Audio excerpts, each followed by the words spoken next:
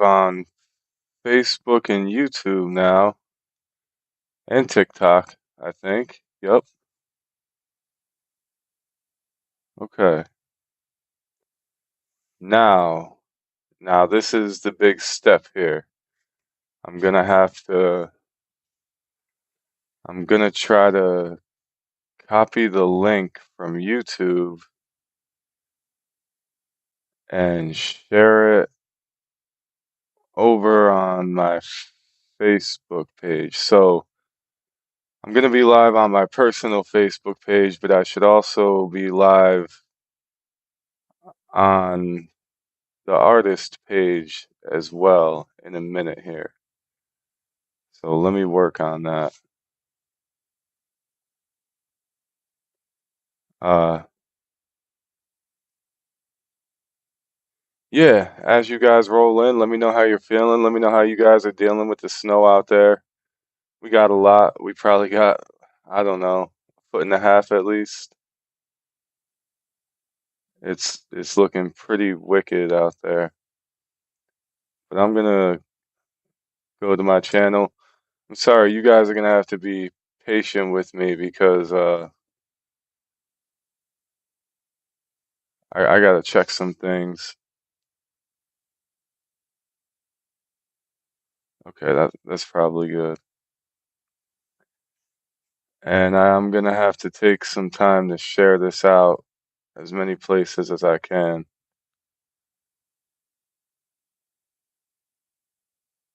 Um, yeah, let me figure this out.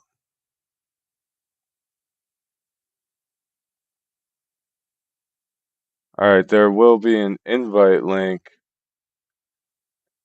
in the YouTube description for anyone that wants to join the conversation.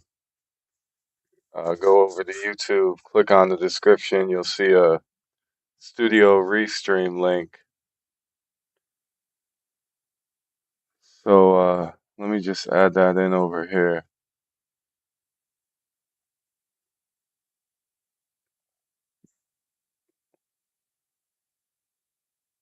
And I am not familiar with a lot of this new stuff, so I don't know exactly what it's going to look like when someone tries to join. Uh, okay.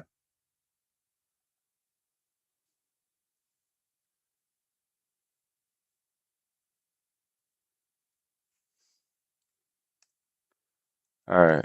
I'm going to share I'm going to add the link to my Facebook artist page.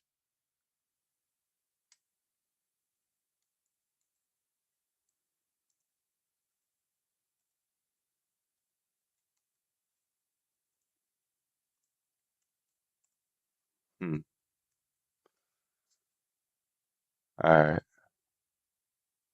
That looks good. Okay, I will attempt to go live on the artist page.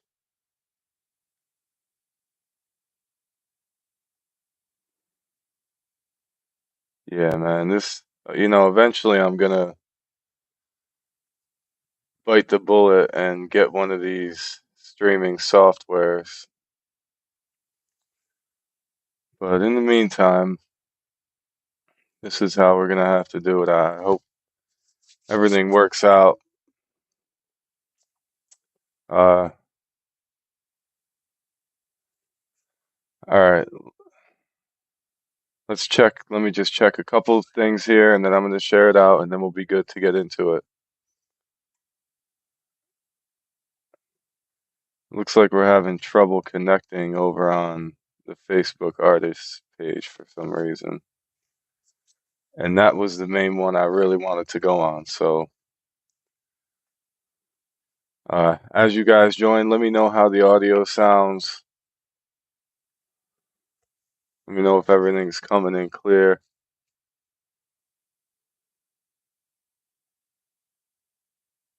My frame rate is too low, apparently.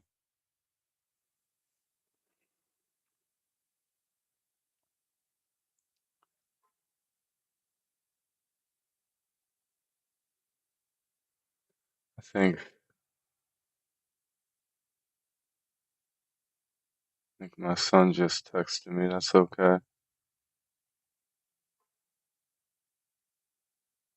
Okay.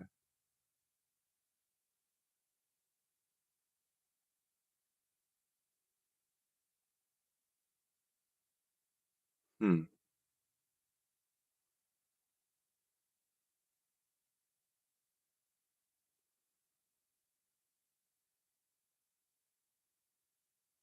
All right, I'm not too sure what's going on. It looks like we might have issues sharing to the artist page. Yup, there it goes. Okay, let's try this again.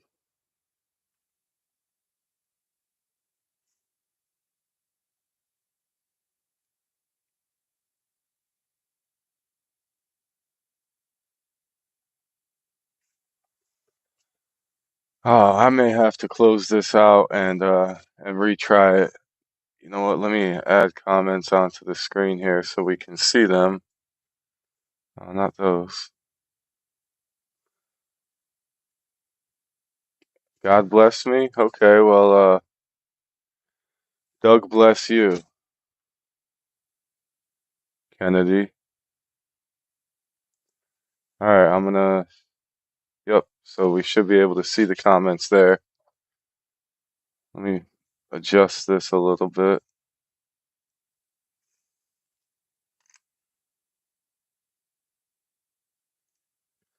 All right, so for everybody watching on TikTok, you probably won't be able to see the comments from Facebook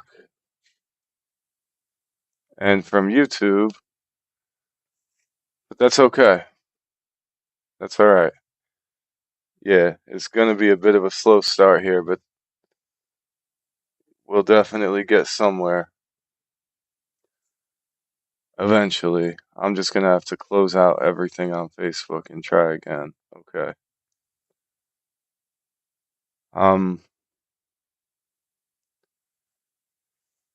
yeah, I'm relatively unfamiliar with the TikTok situation. What up, Animal Mythics? How you doing? Hope everyone's staying safe and warm out there. I got the fire roaring inside. I do have to bring in more wood before the end of the night here.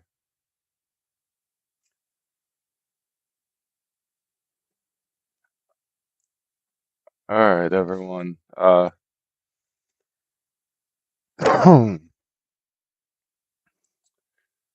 right, so for anyone watching on YouTube or on my Facebook personal profile there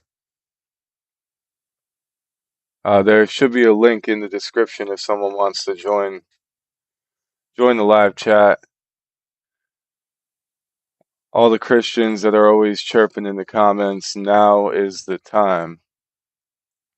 Now would be the time if you'd like to have a discussion on the validity of the Bible or any of that. I'm thinking about running a topic on these live streams about out of body experiences. Oh, there's the light. Okay.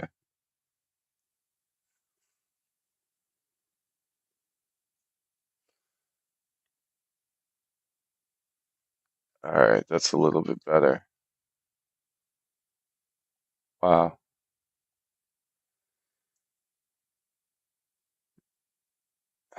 It's looking like the camera quality over on the YouTube or the Facebook artist page is going to be trash, but that's cool.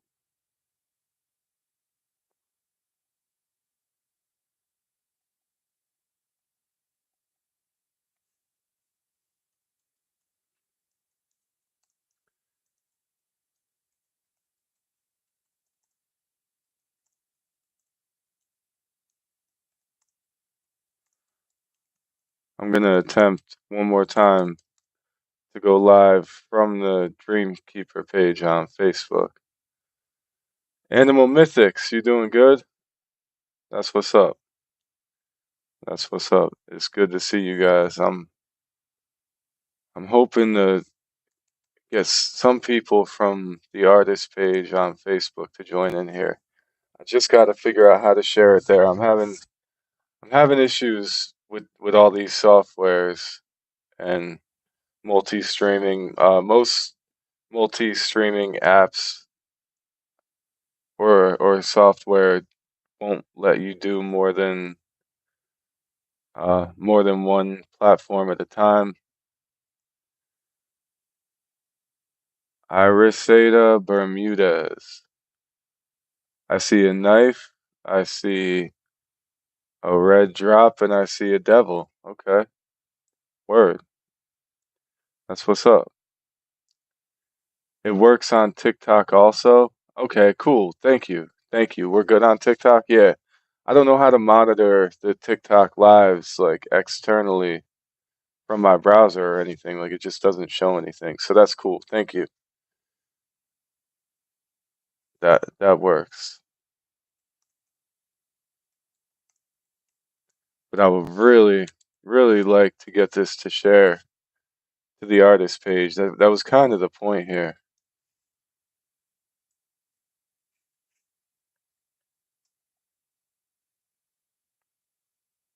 Let's see how that goes. All right. All right. Everything should be good.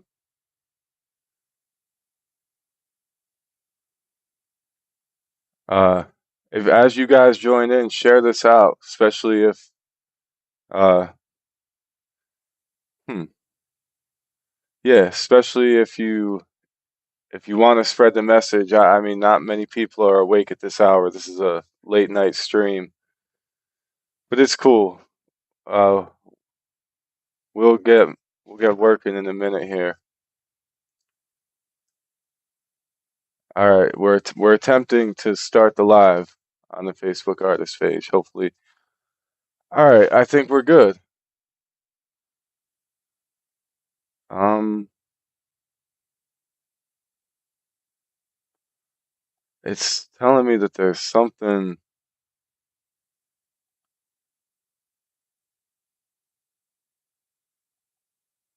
going on with the frame rate. Okay, it looks like we are live on the artist page. Beautiful. This is what we've been wanting. I'll be able to see comments over there. I don't know why the lighting and the camera quality looks like trash, but that's cool.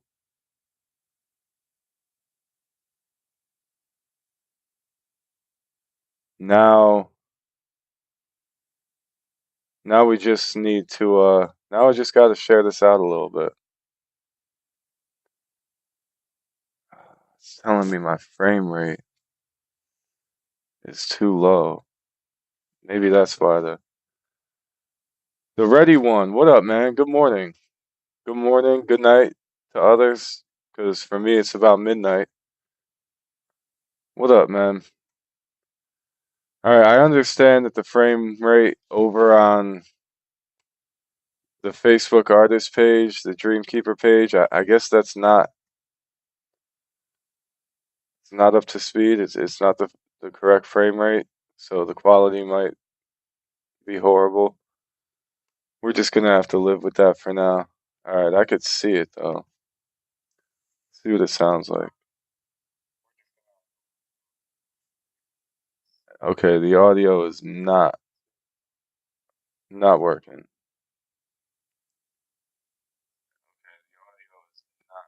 Oh no, there it is.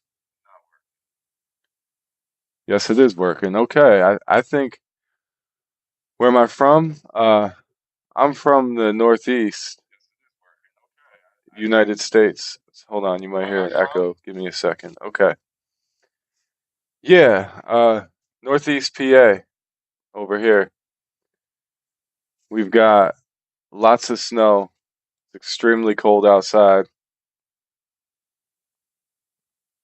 but kind of beautiful at the same time. How about you, ready one? Where you at?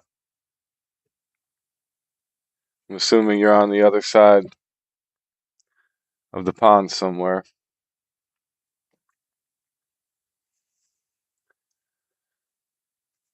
Yeah. All right, I cannot see comments on the artist page, but that's okay. Any of you guys watching over from the artist page, just yo, Bren, over on TikTok, thank you. Thank you for all the love. I really appreciate that. Anyone watching from the Facebook artist page, I recommend you go to YouTube and watch it from YouTube. It'll probably be a lot better there. And and also you can join the discussion from over there. Anyone watching on TikTok, if you want to join up, let me know if you want to join the conversation. Uh, I didn't pick a you'll watch on YouTube for watch time. Thank you. I appreciate that. I really do. That's cool. Yeah, that's what I need. I need that watch time on YouTube for the most part. Um, you know what? Yeah, YouTube is letting me. YouTube says that they're allowing ads to be shown. So I guess that's because I'm over the 1,000 subscribers now. So that's pretty cool. That's good to know. I guess while we're here, I should share this out to the groups, and I might share it out through Messenger to a few people.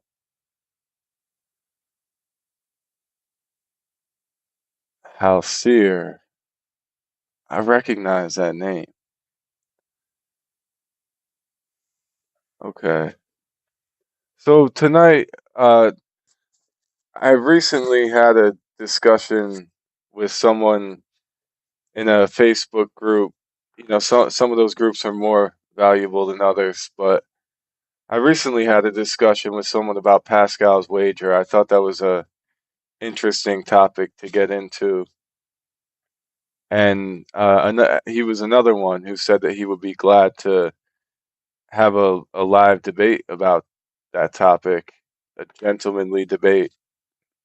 So so I let him know I would be.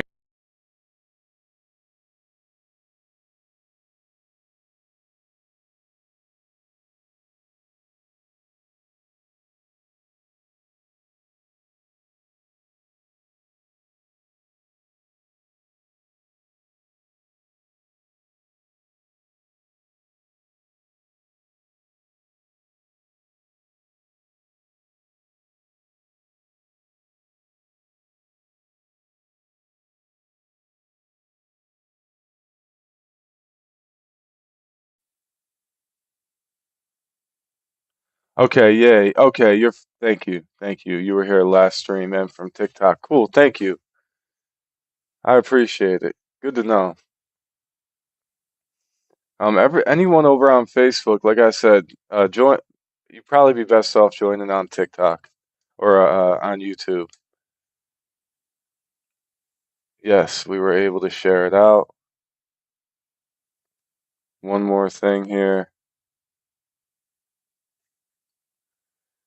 So I'm not sure how many of you.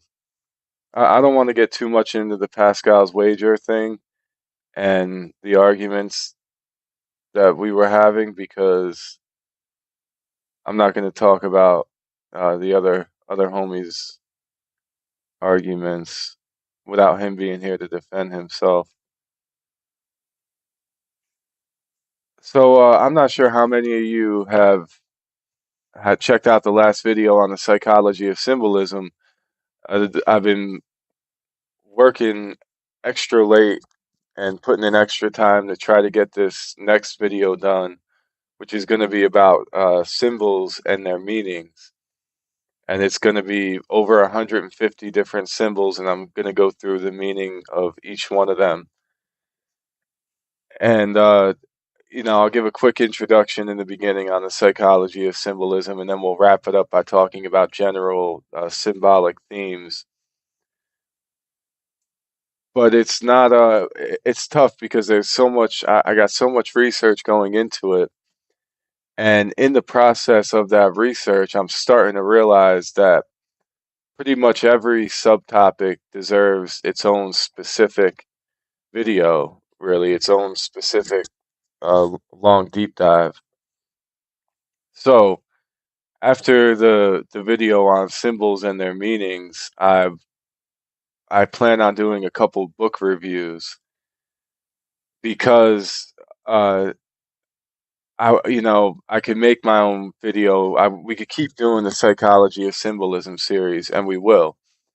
But some of these books are so packed full of valuable information on the topic that I could basically just read the book and recommend people go listen to the audiobooks and stuff. But some of these are real thick books. I know I've been listening to Carl Jung's book on man and his symbols, and the audio book version of that is like 13 hours long. So I want to do a book review on that one. So many great quotes in that. Pretty much everything we talked about in our first video is expanded on in Carl Jung's work. And then there's also the complete dictionary of symbols is another one I would like to go through. I think it's valuable and relevant. And then there's another great one I got here. This one's called Art and Visual Perception. And I've started putting tabs in and taking notes and highlighting stuff. I would definitely highly recommend anyone interested in symbolism, check out this book, Art and Visual Perception: The Psychology of the Creative Eye. That's so I'll be doing a book review on that. Every book review will be 30 minutes to an hour long. Said yes, take for example of lotus flower, divine, along with also early suffering. Yes. Yes, exactly. That's the very next video coming up is going to be all symbols and their meanings and stuff like that. The lotus flower is one of them. And I definitely want to emphasize in that video that I'm not prescribing these meanings to all these symbols. My main goal with that video is just to give people a good broad idea of what people connect these symbols with and what they have been connected with throughout history and in different contexts too. So we're going to talk about new age spirituality and their connections with these symbols. We'll talk about the occultic meanings. We will talk about the psychological meanings directly, like from cross-modal association. And we'll talk about the meanings that you'll find in dream journals and or dream dictionaries, what people generally associate those symbols with in dreams. And again, it's going to be just what's commonly associated with these symbols. I'm not going to try to say that these are the most definitive meanings, and it's never that black and white. And then we'll also get into how these symbols are reflected in advertisements and things like that. And then towards the end of the video, I want to go over entire themes, so not just like visual geometric symbols, but actual overall themes like nighttime or being chased, because these things are symbolic in their nature when you're dreaming about them, but not just with dreams.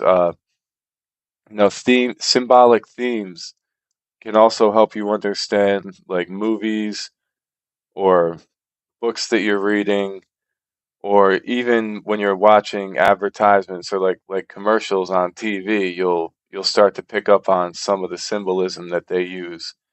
and not just in the symbols, but the overall themes too, and how those things can be used to manipulate your mind state, you know?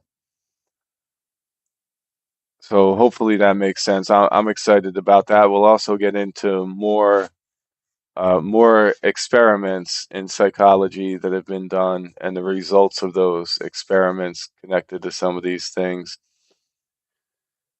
But I'm excited for that.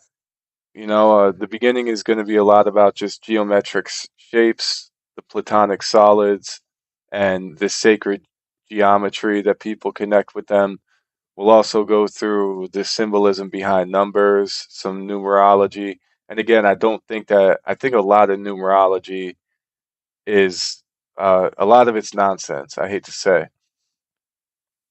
But it's fascinating and interesting still. And even if all the descriptions, all the meanings that people have attached to these symbols, even if they're not all literally directly true or correct inherently, uh, knowing what people have connected with symbols throughout history still gives you a good insight into the psychology of different cultures throughout time. So it's really valuable information, I think, no matter how you look at it. That's my opinion, though. Hmm. How are you guys having? Is are you guys not able to comment on the Dreamkeeper Facebook page? What type of restrictions do I have for that? Hmm.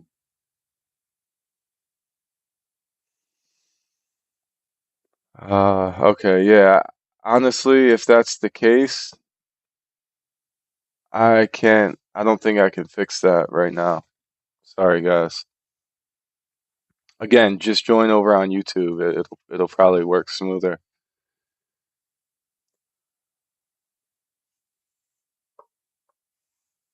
Let me see something here.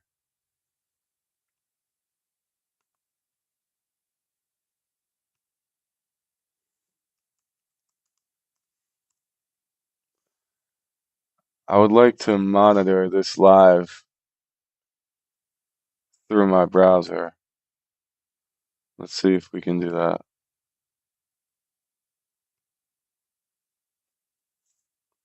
Then I'll be able to see the comments more easily as they come up. Halcyon, you said yes, okay.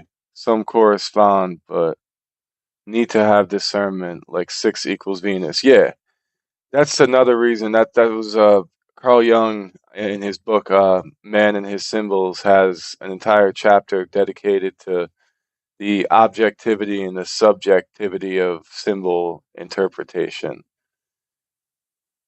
Oh, okay. So yeah, there needs to be discernment. The problem, just like with most things, pretty much everything.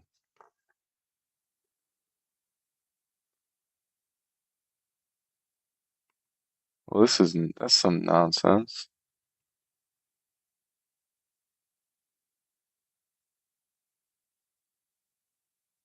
Okay, something ain't right here.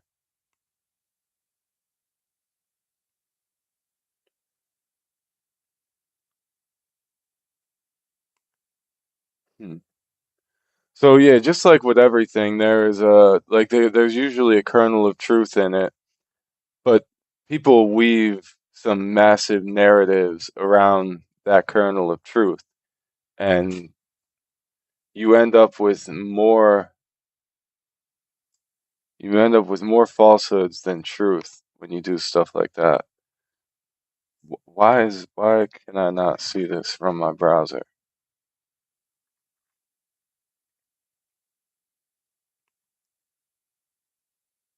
Strange, very strange.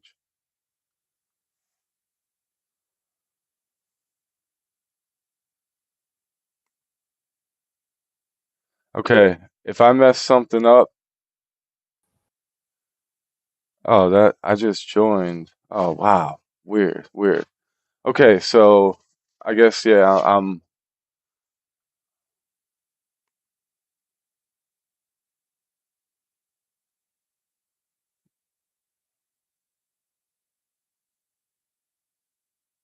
What? Wait a second. What am I doing here?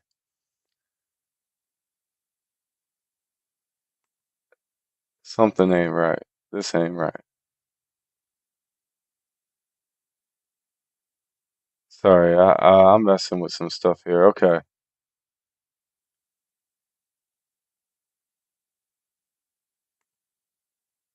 What about that? No, that ain't right. Sorry, guys. Just bear with me for a second. I don't know. Still good on your end? What is going on? Okay, still good on your end. That's good to know.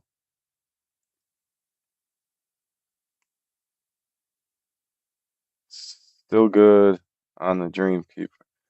For some reason, why is that one not vertical? And why is everything changing? Don't worry, I'll get better at this stuff in time. That's why I got to keep doing it every week.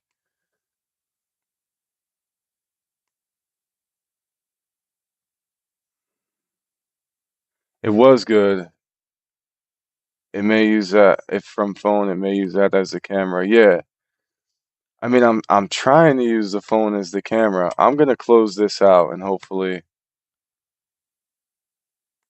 that'll fix it without ruining the stream. Well, it didn't fix it. Okay.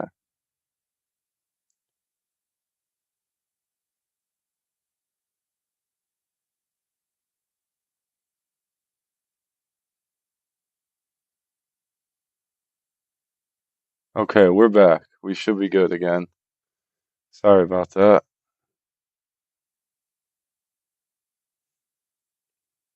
I was trying to monitor the conversations from my computer, but it messed everything up. How we looking? How we looking now? Are we back in business?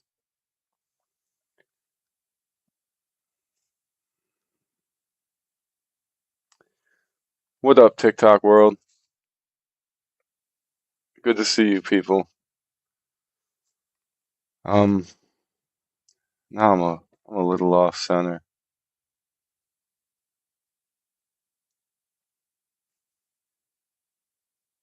Let's see what happens.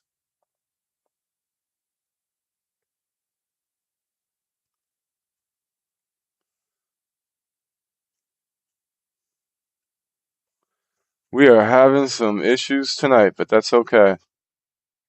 It's okay. We'll make it work. This is a learning experience, and it's back. Okay, thank you. Thank you. Cool. Yeah, I won't do that again. It's just going to be a little tough for me to read the comments. Maybe, maybe not. Hold on. Maybe I could monitor just the YouTube chat from YouTube itself.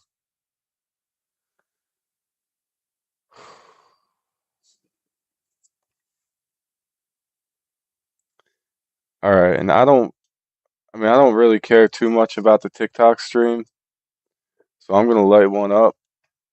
Don't really care. I mean, as long as it doesn't get my account banned, I don't really care what happens over there too much.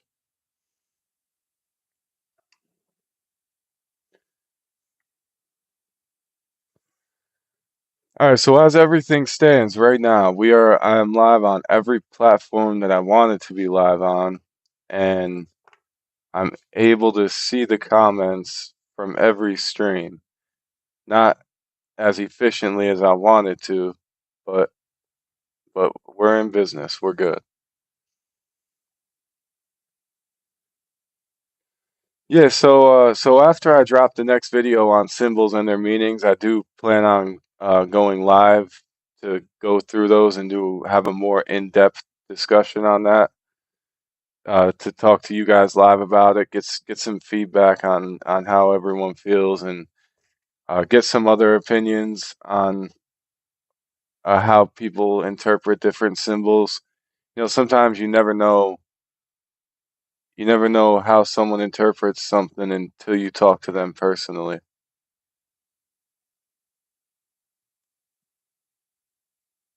All right. As it stands, we are good. And this, I don't know why the camera keeps going out of focus. I'm sorry.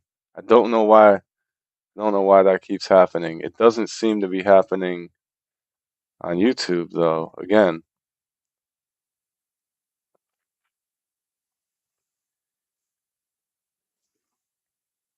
I know there's a few people that'll be disappointed if I don't share this with them too. So, not to kill any more time, but I'm gonna try to do that.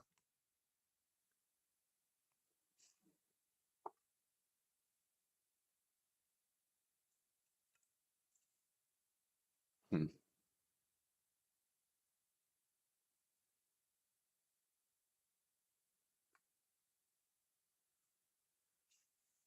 All right, people. Now, what I would really like to do, I would like to click that link and see what happens. So I know what it looks like when someone clicks the link. And if someone does, or if someone already did and I missed it, I'm sorry. I got to monitor 4 different screens here, but we're good. So let's not touch that. All right, so I'm gonna lay one up. Cheers to all you beautiful people. You ain't clicking that link. That's cool, man. That's cool. You don't have to click the link. I mean, if it seems like fishy to you or something, I definitely wouldn't want to bait no one into clicking on something they're uncomfortable with. But as far as I know, that's just the link that Restream gave me to have people join the conversation. So my bad, man. I didn't. I don't know what I'm doing here. All right, we're good. Yo, David Bronsberg. Where did you comment from? You're from Facebook? Yeah, no, that's cool. That link is mainly there for any friends that want to join the discussion, or for all those Christians that. Oh, cheers, cheers. Yeah. Uh, for all those Christians that were chirping in the comment section, especially homie over on TikTok, that again said that he would like to have a gentlemanly debate. I'm here for it. So if anyone wants to debate the validity of the Bible, out of body experiences, just click the link to join. Cliff, what up, homie? What's good? Everyone, if you want to join the discussion face to face, or even if you want to keep your camera off and just use your audio, that's cool. Just click that link. Everyone except for you, Cliff. No, I'm joking. You could hop up too, homie. But I'm really trying to get some of that opposition in here. Uh, and David, I do not blame you. I've never joined a live. I've never clicked a link to join a live like that either. So I'm not sure how much I would always trust it anyway. Definitely can't blame anyone. But tell them James 1:26, that will get them good. What is James 1:26? I recently got, if any man among you seem to be religious and bridleth not his tongue. Oh, this is the King James trash translation. Hold on.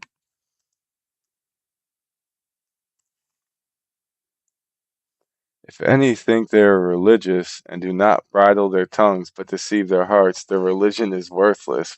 Beautiful. You know what? Yeah, that's great. That's a great point.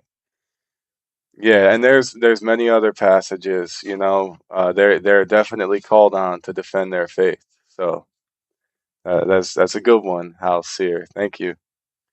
Yeah, I just recently got my new Bible in the mail. It's the NRSV UE, the updated edition. Uh, I'm excited. I haven't dug through it, and added all the notes that I want to. I'm gonna mark off some pages. I'm gonna be highlighting.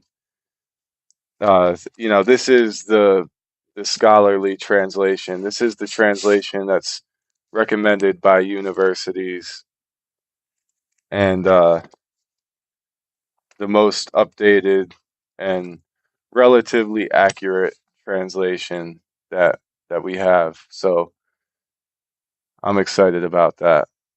To have my new NRSV. I'm going to be using it. There's a lot of great footnotes, a lot of great study notes. It also includes the Apocrypha. So I got all the apocryphal texts in here too. I'm very excited about that. For some reason though, my neighbor gave me a great translation that he has. It's a Catholic edition of the NABRE, the New American Bible Revised Edition. This one has even better notes than my new NRSV has actually. The notes in the Catholic Bible, the Catholic, the translations that are recommended by the Catholics, they have great notes. A lot of the contradictions and historical mistakes and discrepancies that I like to bring up when I'm debating people, a lot of those can be found in that Bible. A lot of the Christians don't realize if they just get themselves a good study Bible, uh, most of these things are pointed out in the notes. I mean, like for example, the story of Noah's flood in this Bible, it has footnotes that talk about the Epic of Gilgamesh and other ancient Near East stories that predate Noah's flood, and that where it seems, where the story of Noah seems to draw some parallels from these older stories. It's really cool. Uh, and I'm pretty sure when it talks about King David taking the census, how one passage says that God told him to do it, another passage says that Satan incited him to do it. Um, that Catholic Bible actually points those things out. So I thought that was really cool. So a lot of it's a great tool to have when sometimes when the biblical literalists are trying to deny some of these contradictions, and then you just pull out the Bible and show them where it actually says it in the footnotes. And what happened? Why are we logged out? All right, we're good.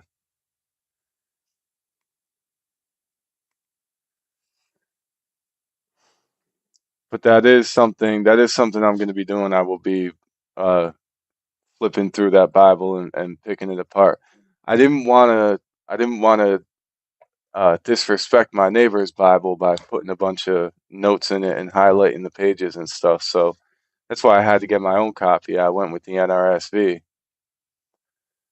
You said yup, along with another flooding from Hinduism as well. Yeah, there's multiple. There's definitely multiple stories that it drew some of its themes from. Yeah, it's fascinating to me, and I appreciate a good translation. I appreciate a good Bible that is honest about those things and points them out.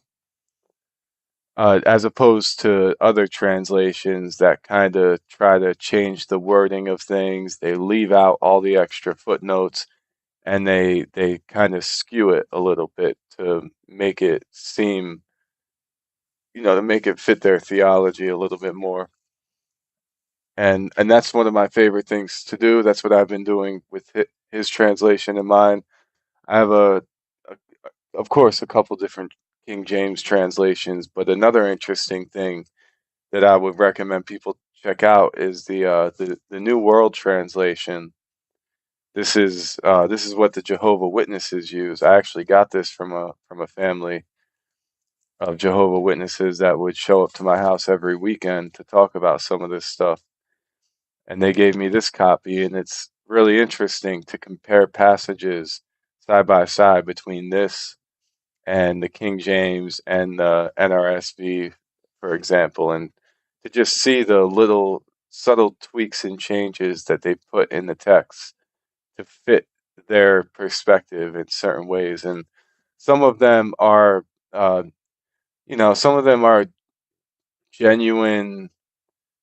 I don't want to say mistranslations, but genuine colloquial changes that they use. And then some of them are actual undeniable tampering. People are actually intentionally doing it with with a goal in mind for a specific reason, and it's really misleading.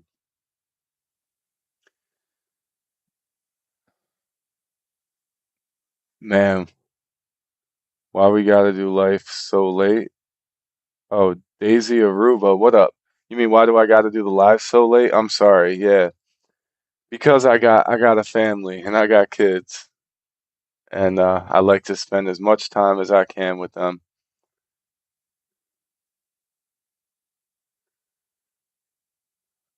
What'd you say? But the birth chart is different.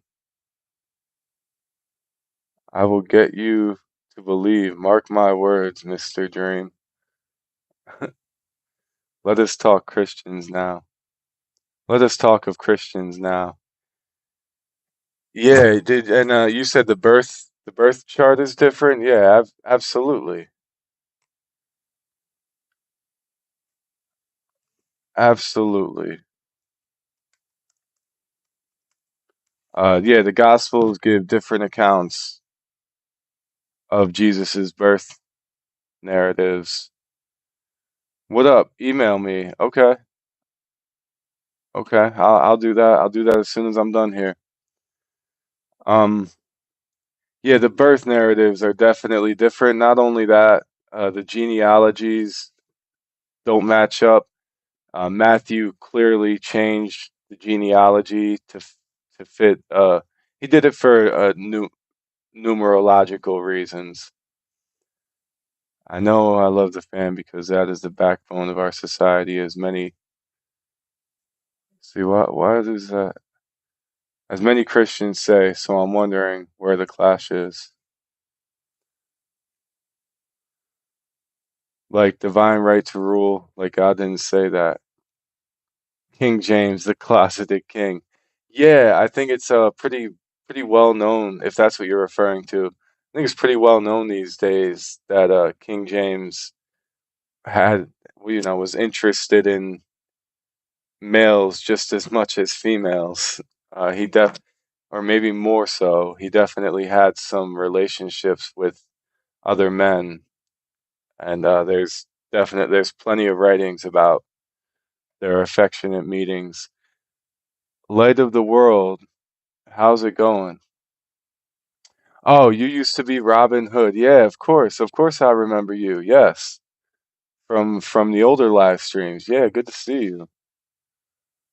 Closeted King, right? Yeah, that's good.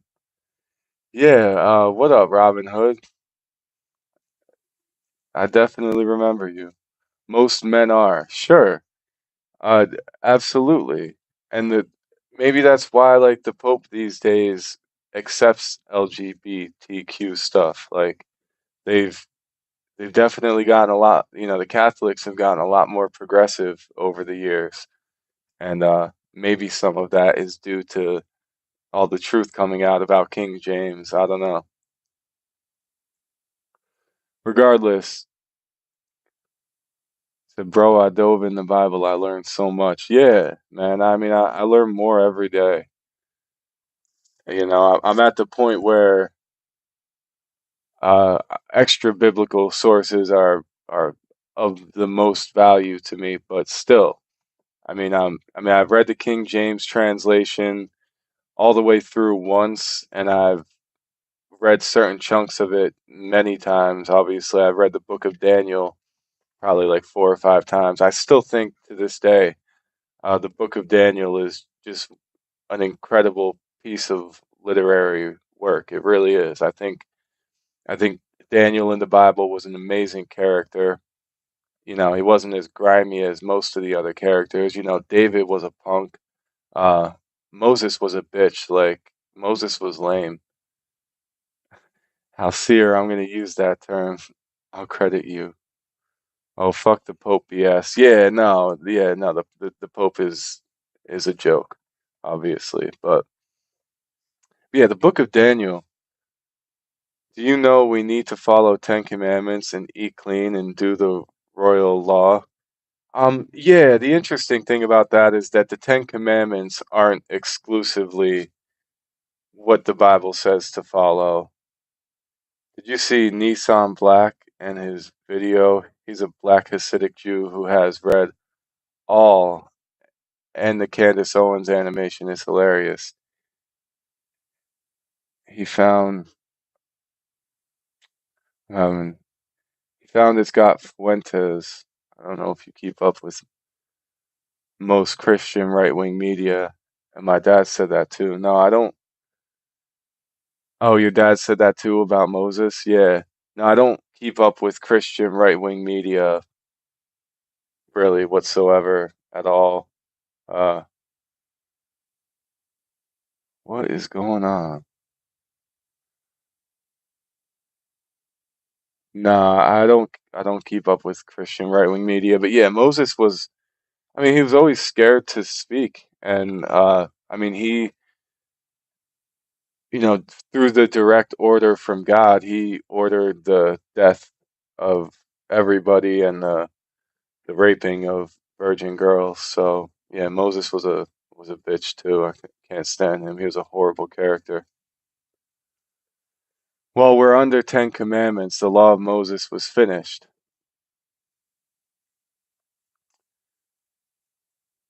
He said, "Well, I do, so I know a lot. That's my specialty." We're under the Ten Commandments. The law of Moses was finished. Uh, yeah, I don't agree with that at all whatsoever. Candy is crazy, and I knew it. She's so fake. Oh my God, I love you and her to debate. Yeah, sure. I mean, send her over here. Send her my way. That would be awesome. Um, no, we are not. There's nothing specifically in the Bible anywhere that you'll find that says that we need to just follow the Ten Commandments. Did you know that Moses wrote of the Son of God coming in Deuteronomy 18? Absolutely. And that had nothing to do with Jesus whatsoever. And Moses did not write the Torah. There's absolutely no way that Moses could have written any of that. So, and we know that for sure. So Moses didn't write, but according to standard Christian theology, sure, they believe that Moses wrote that. But you know, throughout the Old Testament, over and over and over again, God says that we have to follow all of the laws forever. And even in the New Testament, Jesus said that we have to follow the law until heaven and earth pass away. Now, I know some people like to say metaphorically he was talking about himself as heaven and earth, but there's other passages where he says to follow them for all the days. So, I mean, the Bible pretty clearly tells us that we have to follow the law forever, and it doesn't distinguish between just the Ten Commandments at all. You said there's a lot of people to debate on the right side of the conservative media. She's a big fish and has biggest podcast for weeks, maybe months in the world. Oh wow. So, well, I never heard of her. That shows how much I know about this stuff. Yeah, I don't keep up with all of it. I don't have that much time.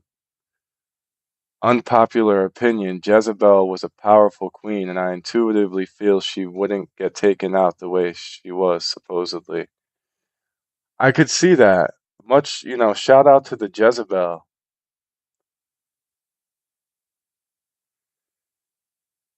Says he desires, I gotta figure out a way to see this stuff.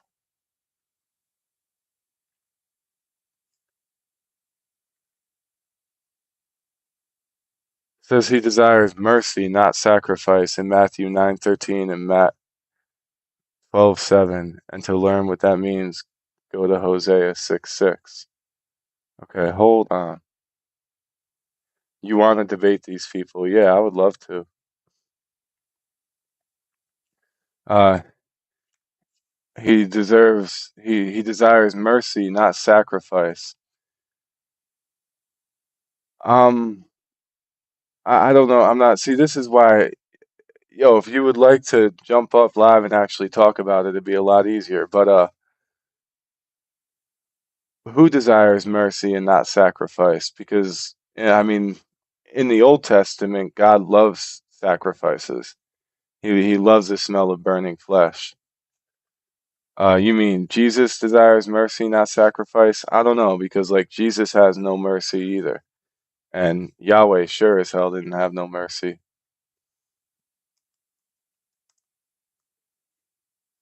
Uh,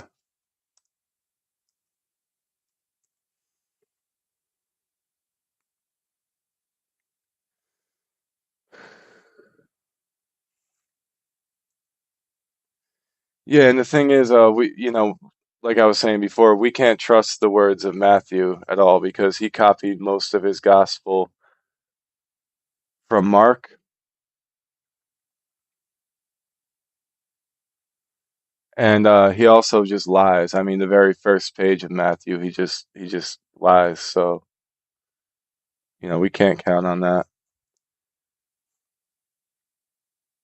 I really got to figure out a way to monitor these comments.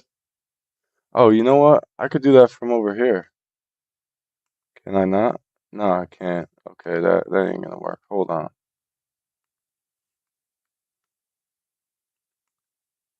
Let me pull this up because I'm losing the comments.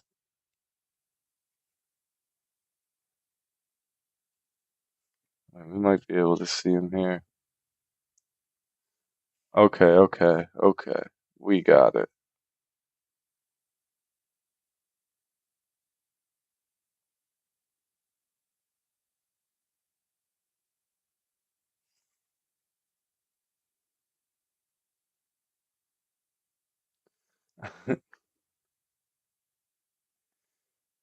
Hold on a second, guys.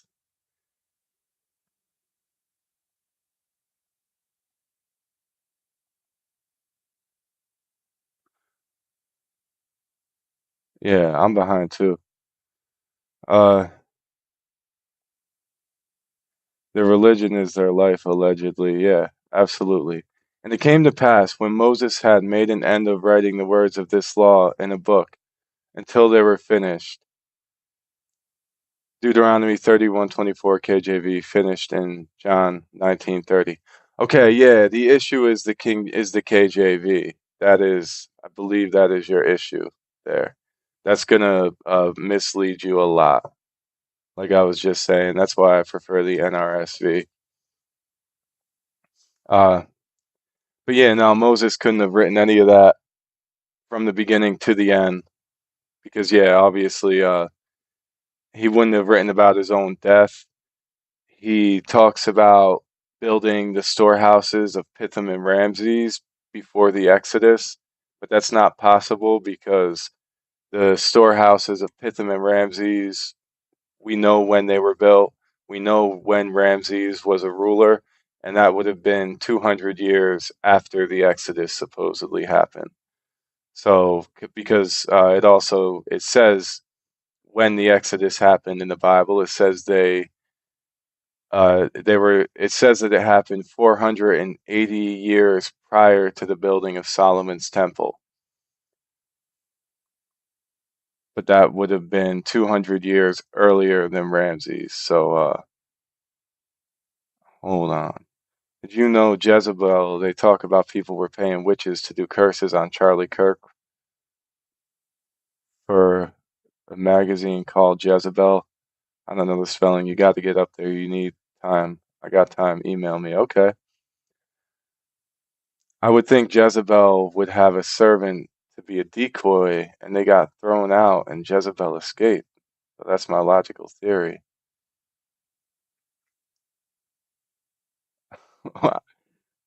I'm behind.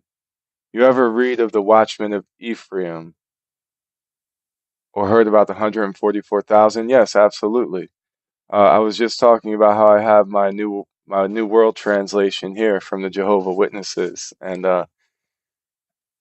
Yes, I'm very familiar with them. I think I should debate you. I will be a moderator. Yeah, that'd be cool. People use moderators for YouTube lives to kick out people you don't want bringing your attention to. Yeah, I get it.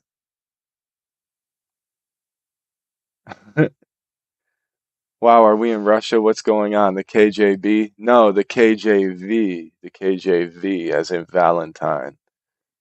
King James Version.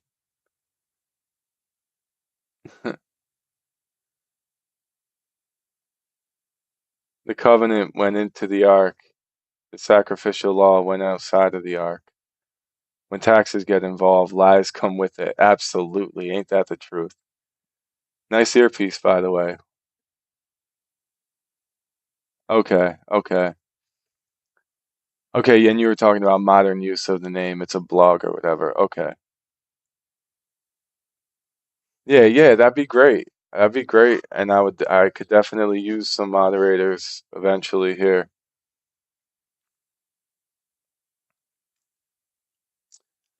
I'm a watchman. I'm here for a reason. Right now, the tribulations is going to happen next spring. I'm looking for lost sheep. Word. Okay, well, of all the sheep are lost. It's just all the sheep are lost because of these books, because of these Bibles. So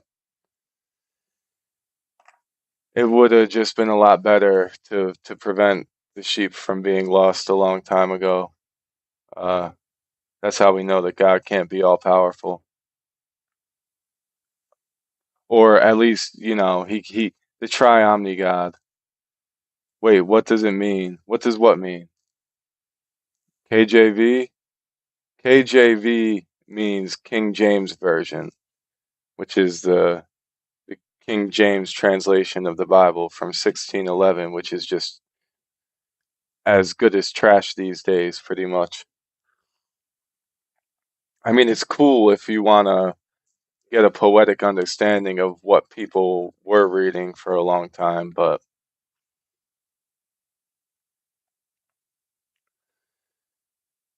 they were scattered amongst the nations, the very elect,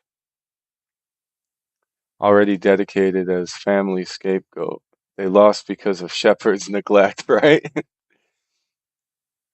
Oh, God only knows. I can't remember.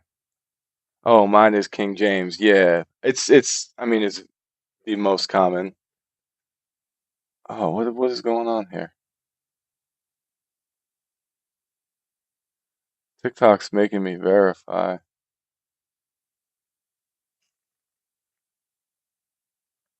I don't know what's going on over there on TikTok. Yeah, King James Version. Why is the writing so small? You mean in the King James? They didn't have GSDs. The King James, you mean why is the writing so small in the King James Version? To save money, to make it cheaper to print, because then they use less pages. KJV isn't perfect. You got the lying pen, Jeremiah 8:8. But you check the Strong's Concordance? No, the Strong's Concordance uh doesn't do anything to help. The Strong's Concordance just shows you what the King James writers meant when they were writing. It doesn't actually help you really understand it. If anything, you want the Brown Drivers Briggs or something that will actually give you a real understanding of it. Because, like, whereas in the King James Version, they translated the word for Asherah, the ancient goddess, the one that was alongside Yahweh and worshipped alongside Yahweh before Yahweh, and then was worshipped alongside him until the Reformation. In the King James Version, they translate the name for Asherah or Asherah, they translate it as a grove of trees or a tree grove. And if you I mean, I could be wrong here. I should double check. But if you look that up in the Strong's Concordance, that's what they're going to tell you. But they didn't know at the time that it meant Asherah, or they were just trying to kind of wash that out. It'll tell you what the writers meant, but it won't tell you what the actual Hebrew meant. Yeah, King James version is trash. They'll, like, in the prophecy that reflects back to the Psalms, yeah, the Psalms of David, I believe. Asherah is one of the 12 tribes, of course, and Asherah was a Canaanite goddess in the Canaanite pantheon. You said mods also double check things for you in real time. Yeah, I could use that. And Yahweh was wedded to trees? What? Right, exactly. Exactly. Yeah, I mean, we know there's inscriptions from Kuntalet Ajrud that were discovered where it talks about uh, Yahweh and his Asherah, and it shows Yahweh worship, or it shows Yahweh alongside Asherah, and also in Arad, Tel Arad, they discovered in the temple where Yahweh was worshipped, they discovered a pillar that was dedicated to Yahweh and another pillar right next to that that was dedicated to Asherah. So, so yeah, Yahweh was worshipped alongside of her for a long time until the Reformation, of course. And yes, Asher is one of the 12 tribes. Yes, because I mean, and that just goes to show that Yahweh is not any type of single supreme deity. Couldn't have been, because El was the original supreme deity, and El and Asherah had children, and some of them turned into the 12 tribes. Each one was allotted a different section of land, which is why we hear about, you know, uh, we created man in our image under our likeness, and it talks about the divine council so much. That's what it's referencing back to. They're referencing back to the Canaanite pantheon. And again, I'm not just making this up. A good study Bible will point those things out. But the confusion with Asherah came in because they also discovered these little stone figurines that they believe they call them Asherahs that were discovered around the area from that time period. Uh, and it turned into just a representation of Asherah, and eventually, because so many different temples represented Asherah as a wooden pole, eventually the name for a wooden pole of worship, no matter what they were worshiping with it, was called an Asherah. So that's where some of the confusion comes in. His name is Jehovah, and his son's name is Yeshua. Reason he said that is because Yeshua was made in Genesis 1:3. No, Yeshua was not made in Genesis 1:3. Yeshua is not found anywhere in the Old Testament. I'm going to share you to my older bro. You will definitely find him compelling. I think I don't know any of this, all new to me. And obviously, if I know ahead of time you're doing a live, I make sure to have research nearby. That'd be cool. A wooden pole, interesting. I think it's a man thing. Oh, it's absolutely a man thing, 100%. Wish El kept Yahweh in the Baal, ironically. Or I wish El kept Yahweh in line. Baal, ironically, is now considered a demon. Typical sibling rivalry from Yahweh's view. Absolutely, that is the absolute truth. I wish El would have kept him in line too. And yeah, Baal was the Lord, the storm god, and Yahweh actually inherited some of his traits right around the time that he inherited the traits from El as well. But yeah, a wooden pole of worship was also known as an Asherah, and this is where the confusion with the grove of trees comes in, and just another reason why the King James translation is trash. It was great at the time. It was great for 1611. The issue is that they were translating from the Latin Vulgate, and a lot of it was coming directly from the Greek Septuagint. Jesus is Baal. Oh man. That's a wild one. No sibling abuse is not rivalry. We gotta normalize that, right? Jesus is not Baal. I mean, that's ridiculous. You know, Baal originally is just a title that meant Lord. There were many different Baals. There was Baal Adad. There was Baal Arad. There was all different types of Baals. Eventually, one main one became known that kind of rose to the top in the Canaanite pantheon around the time that the Israelites were blending uh, from the south to the north with some of the Canaanites. And John 5:42 to 43. All right, I'm gonna look it up. I will look it up, but no, Jesus is not Baal.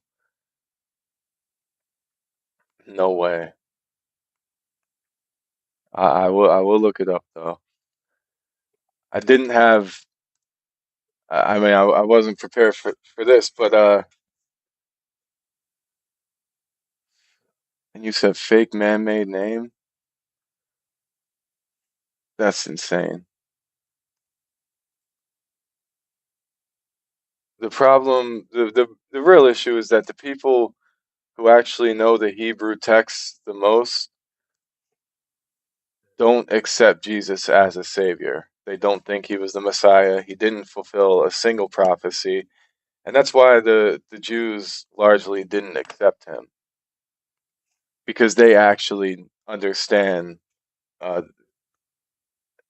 the Old Testament text. But I know you.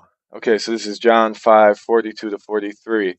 But I know you. I know that you do not have the love of God in your hearts. I have come in my Father's name, and you do not accept me. But if someone else comes in his own name, you will accept him. How does that show that Jesus is Baal?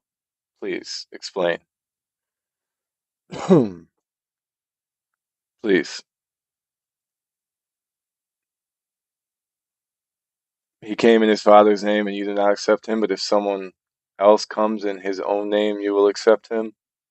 What do you mean? What do you mean? Because Jesus definitely came in his own name. So,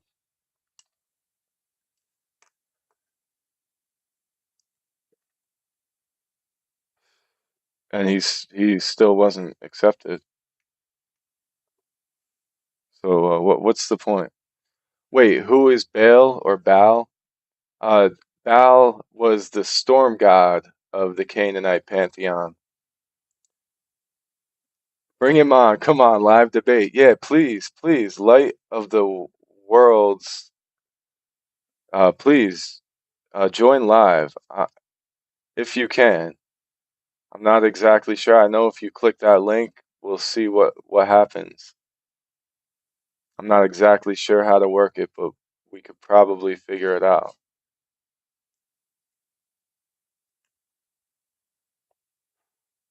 Because it's tough. It's tough to debate through the comments. That's one of the main reasons I like to go live.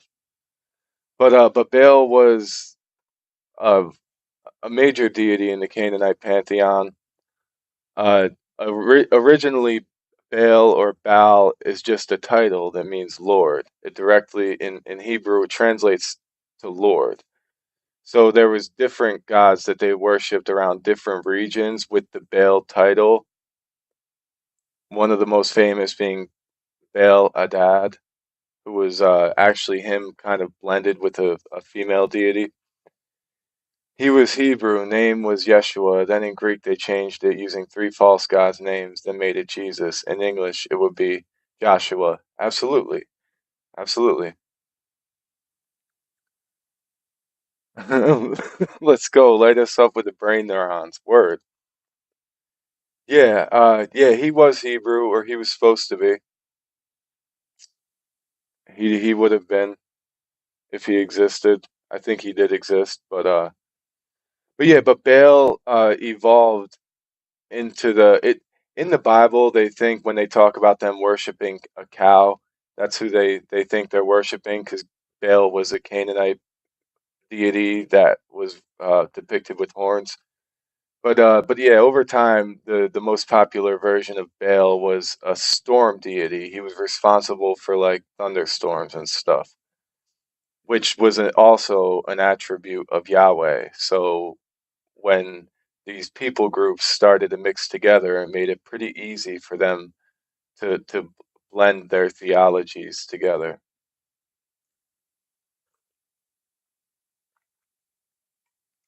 But yeah, I'm well aware of the evolution and the etymology behind the name of Jesus. That doesn't show that he was Baal, though. I can use my sibling to answer questions, probably. Like Zeus. Right, exactly. Right, right. You could look at it that way. The funny thing about Jesus being Hebrew is that he clearly couldn't read Hebrew at all, and that's demonstrated in the New Testament repeatedly. Unless you just think that uh, the New Testament authors were completely screwing up his words. Guys, I'm not well aware of anything, hence why I want to moderate and learn, help research. Yeah.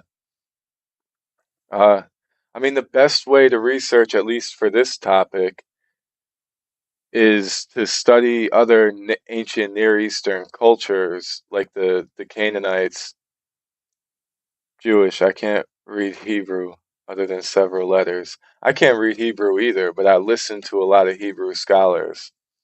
Uh, and I look up the translations a lot. I know if you don't learn the actual rules of the language, then just looking them up on Google Translate is not always the same. So it's good to listen to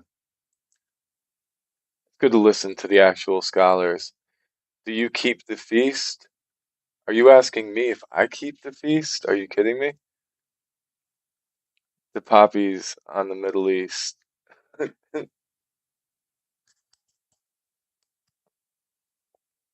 I'm not Jewish, if that's what you're asking.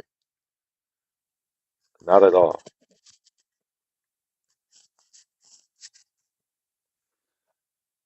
But yeah, Jesus screws up.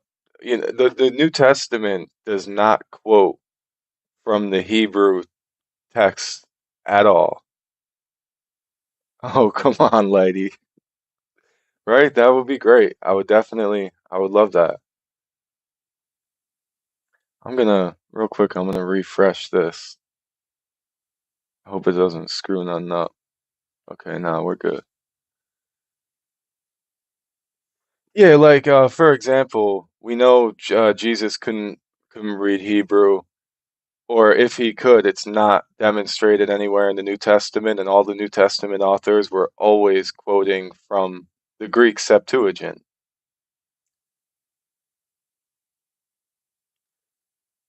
Didn't know what you was, thought you may have been Torah movement. No, not at all. No, not at all. The thing is that if the Old Testament can be proven false, and the New Testament is based on the Old Testament, then the New Testament is obviously false. So not only does the Old Testament contradict history and logic and contradicts itself, then on top of that, the New Testament contradicts history, logic, contradicts itself, and the New Testament also contradicts the Old Testament. So like it couldn't really get much worse. And I think if you do believe the Old Testament and you understand the Old Testament, there's no way that you can believe the New Testament because it so clearly contradicts the Old. So I thought, if God makes everyone, is he the biggest serial killer ever? Then I thought, heaven, maybe he still could be, because your thing popped up on my stream due to my video of Candy's dreams. Oh, interesting. Interesting. Yeah, whoa, what did I do here? But in Christian theology, in their mind, God is the creator of all, so he's allowed to take. everyone's life. But if you, okay, I've been watching Star Talk since I found your channel. Wait, lady, a Torah movement? I think they both are needed to get the full story. Always shows as it is written. Daisy Aruba, Star Talk is awesome. Yes, so he tricks them. Yeah, God absolutely tricks people. I mean, it literally says that he will send lying spirits to deceive people, and he does. Uh, I think they both are needed to get the full story. I know that's what you think, because I thought, well, that's their savior, and thought he's clever. Yeah. The Mormons believe that you need the Old Testament, the New Testament, and the Book of Mormon to get the full story. The Muslims believe that you need the Quran to get the full story. So, like,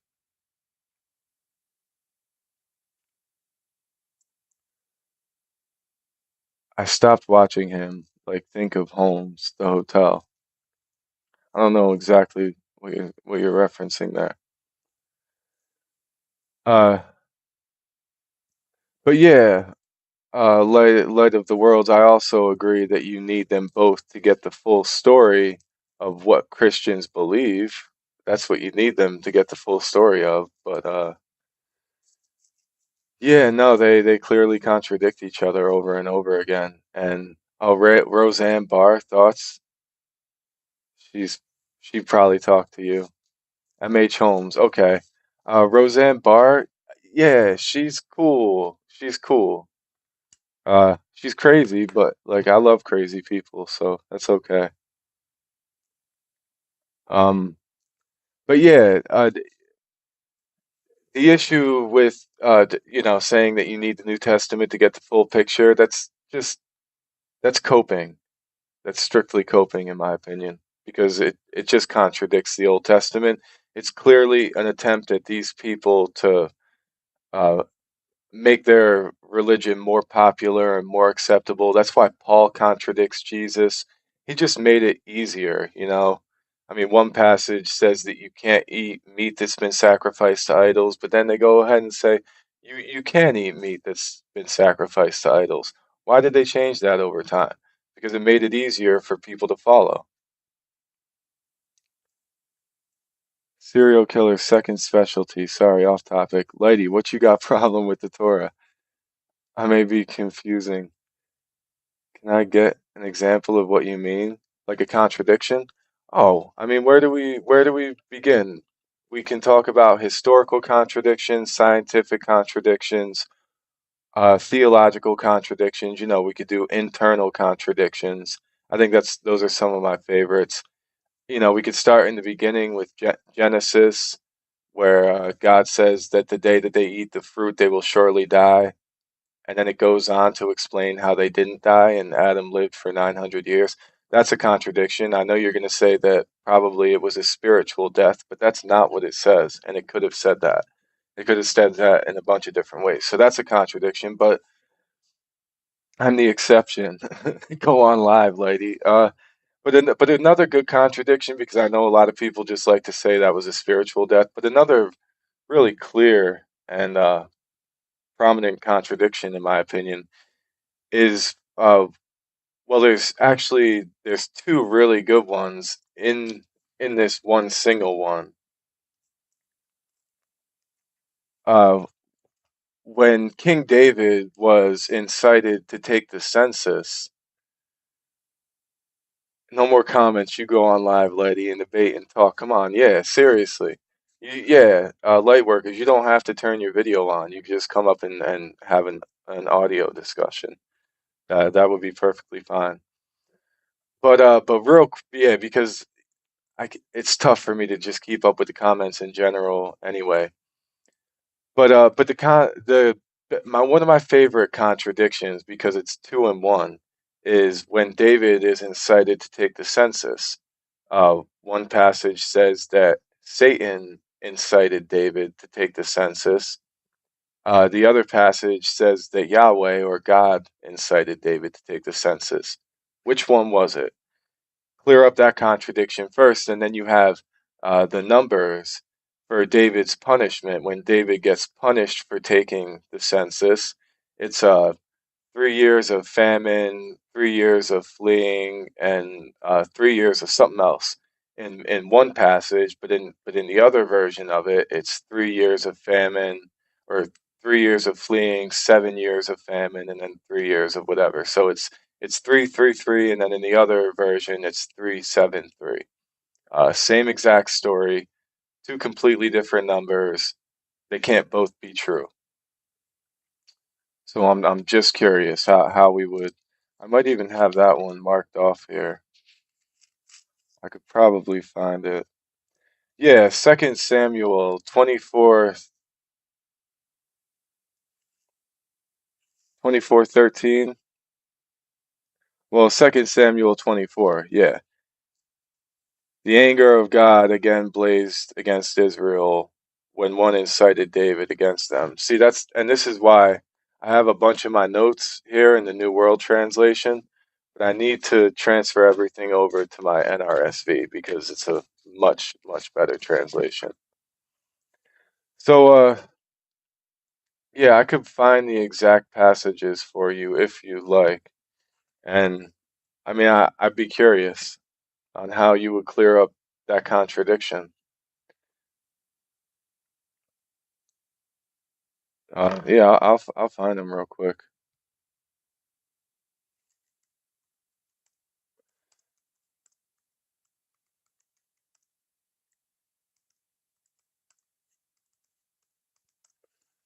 And the other issue with this, not only is it two contradictions in one, but it's also a moral contradiction, or at least a moral atrocity. Because how does God punish David for taking the census? He punishes him. I mean, he lets David choose his punishment, which is where some of those contradictions come in, but he punishes him by killing 70,000 Israelites. Pretty sick, pretty wicked. There's nowhere anywhere in the Bible where it says that David should shouldn't take a census. There's nothing that even points towards him not taking a census. And if God was the one who incited him to take the census, then I mean, what's the deal?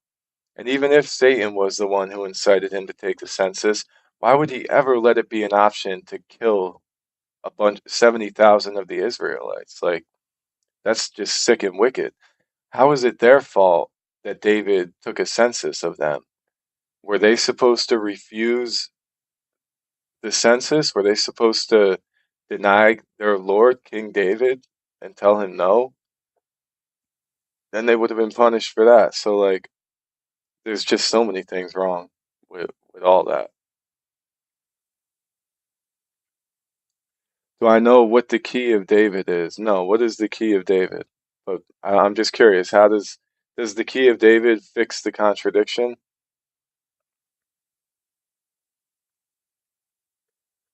Sorry, my dog has been sick, and I believe she is a gift from the divine, and this is not my job. I can perform as mod if asked to, and you have to agree for it. So don't judge me here. Doing laundry too. Look, I don't judge. I don't judge at all. Come on, lady, my brain is hungry. Lady, we need the mental stimulation for real though. Light of the worlds. Try to join live. Try to join. I'm here on YouTube. I'm also watching on Restream. If you hit the join button, something should pop up for me. Actually, let me click on something real quick. Okay, yeah, I don't know nothing about that. Go ahead and try to join. I'm curious actually to see if it'll work or how it'll work. It might stop showing the comments on screen if we do that.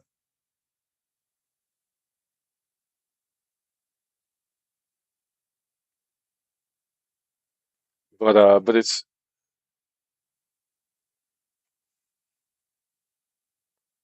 been a long time since I had anyone join on a live, and I used to just only do it through Facebook. So give me a minute, and I'll have to find out how. Yeah, uh, Light of the Worlds. Where are you watching from? Are you watching from YouTube? Yeah, it looks like you are. If you go in the description, there should be a link. I might even be able to post it in the comments. Actually, I don't think they allow clickable links in the live chat. But yeah, take your time. Take your time, no rush. And then we can actually, if you have a Bible on you, that would be great because then we can actually, I'm not, I would love to pull up the passages and we can actually read them just so we understand. I don't want anyone to think I'm taking things out of context here. Oh, I mean, as a mod, I couldn't tell if you're testing me with researching things. If I leave my phone, I'd miss them, so I'd have other phone and Bible to help out if you do other live. Trust me, Daisy Aruba, if you were gonna hop up as a moderator, or I mean, you can at any time, but like, if that was gonna be something, then I would definitely send you. I have a whole tab in my Google Notes full of all types of uh biblical errors and stuff like that. Yes, and the three dots. Are you on phone or computer? Lighty. Yeah, light of the world. Are you on your phone? I'm assuming. Thank you, Daisy Aruba. Uh,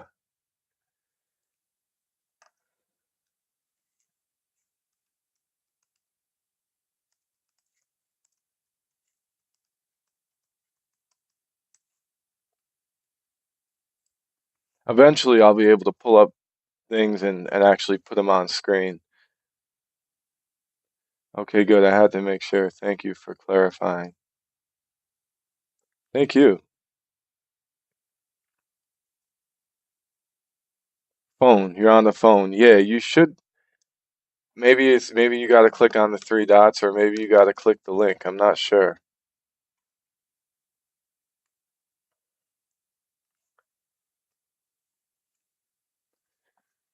So yeah, I would prefer to read these. I need to add a bunch of tabs so I could just access these things quick.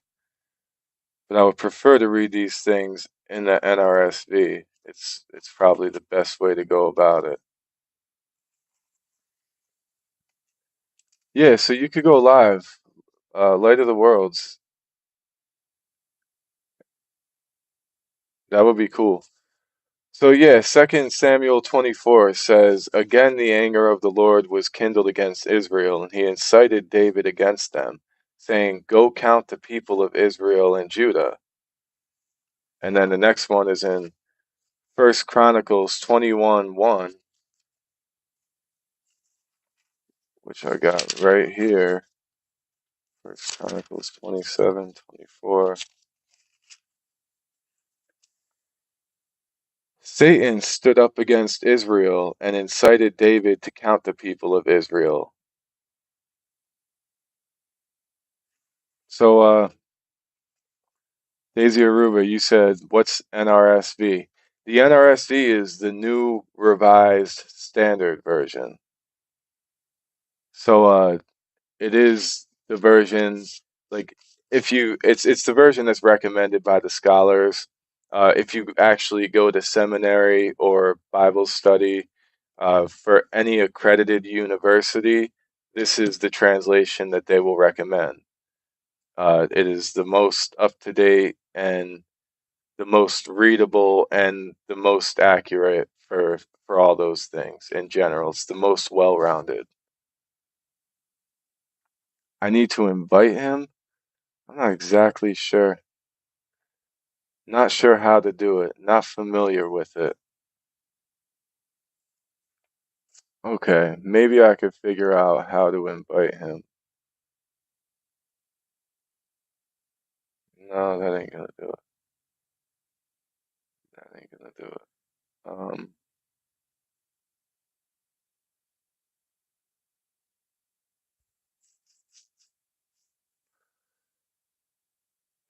Same. I have to get it then. Yeah. Yeah, it's a great one, and if you get a good study version, it'll give you a lot of great comments and a lot of great footnotes. And this one that I have also includes the Apocrypha, which I think is necessary to get a better understanding. Let me see. Okay, copy the invite link. All right, I copied it.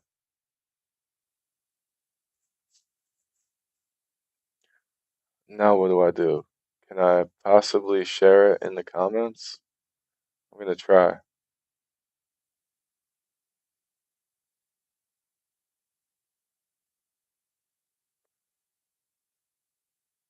Let's see how that works.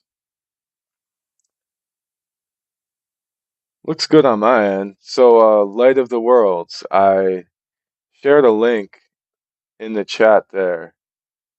You should be able to click on that link and then maybe we'll see what happens.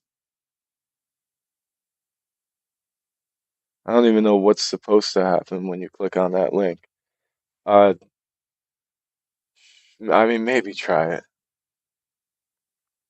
But yeah, Daisy, I would definitely recommend if you're looking up passages online, just type in NRSV UE, or at least type in the NRSV, because it'll normally just give you the NAB or the KJV translation or the NIV even, and that it could just be so misleading. It says report or block on my end when I click. That's weird. That's strange.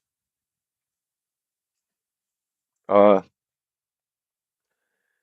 Daisy, can you try it? Just click the link, even if it doesn't show your video or anything. I wonder if it would say the same thing for you. That's weird. Got it. Thank you. I like the OMG. I have another creator for you to debate. Yeah, that'd be cool. That'd be cool. Whoever. That's weird. Yeah, same thoughts. Hmm. Yeah, I'm not. I don't understand that. Is it giving me the wrong link or something? I'm gonna have to figure this out. Maybe maybe I should try the Streamster next time. No, it shows block or report as an option. The top part is the link. Click that. Okay. Yeah. Yeah, try that. Try that, Light of the World. You could definitely get up here and potentially save some souls.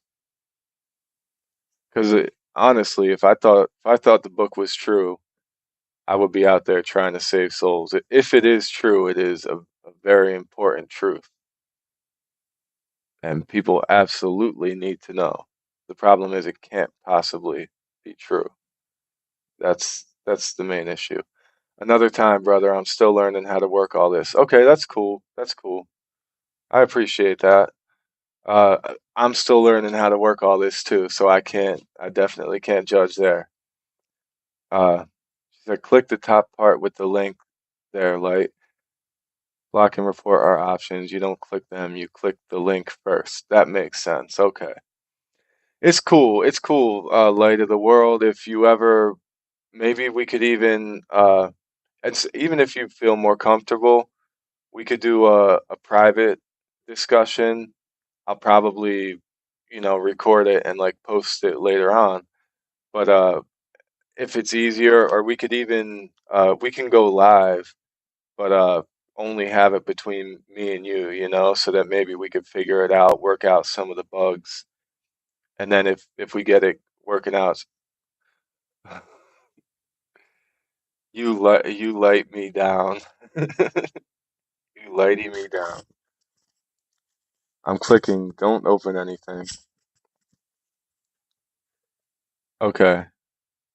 You telling me don't open anything? Uh, yeah, that's why I know Tina, she is someone who is on dope.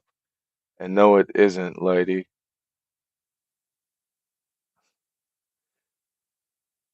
Yes, that would be cool. Okay.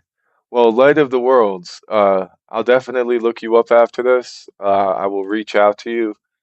I would love it. Maybe next week if we could figure it out by then. However you want to do it. That's the other issue. Like I tried to get a couple people that I work with to join me up here live, and I know some people are a little apprehensive, and I understand. Like I totally get that. And even if I did get some of them to join me up here live, people might not be as comfortable as they would be. It might not be as productive of a conversation as I would like. So like whatever makes the conversation more valuable is what I would like to do. Like I wouldn't like definitely not trying to put any pressure on anyone. But yeah, that I'm down with that. I'm down with that. Let's try that out. The issue, like the main thing is that a lot of Christians, especially over on TikTok, or especially in the YouTube comments under some of my short videos, they are, I mean, they're the loudest in the room, and like, they definitely don't compose themselves the way you would expect a Christian to. You will know them by their fruits, right? Just saying.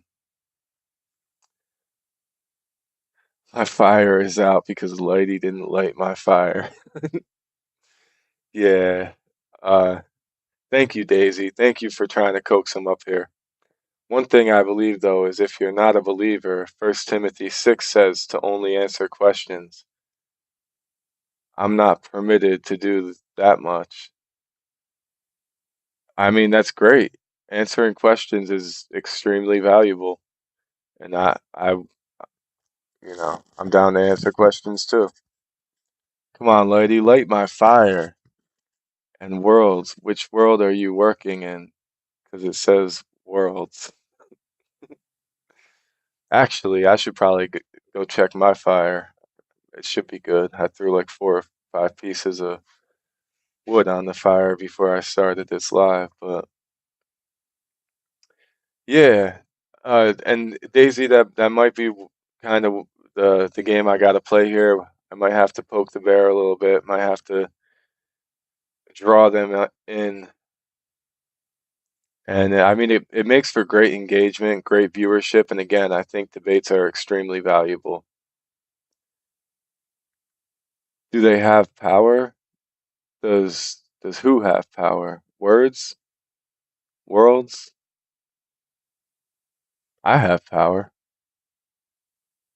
I mean, personally, and like, I didn't lose electricity in the snowstorm. I need fire starters. I'm jealous. Check it. Best memories with my mom. I got you. I'm good at doing that. You said SITG. It's the group you're in? Yes, you are seeing my value.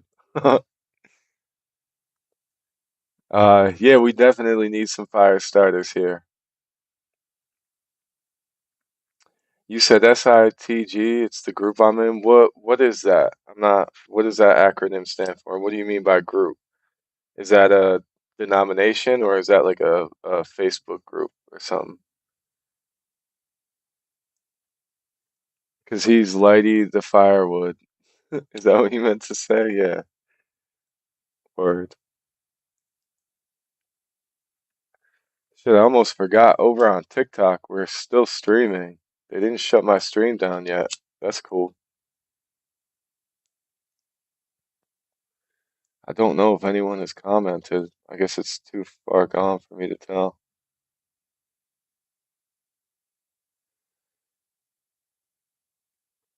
Because Light of the world. Okay, yeah, yeah. Are you a Candy follower? Who, me or Lady? Who are you talking to? I'm not a Candy follower. I don't know who that is. I definitely don't follow no Candy. Oh, okay. My live just got restricted on TikTok. Maybe they heard me call it about. That's cool. I don't mind. I don't really care. That's why YouTube's better.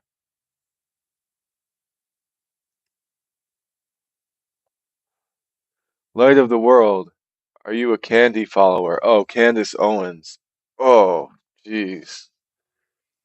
It's a website. We do Bible study daily. I'm not anything, just a follower of the way.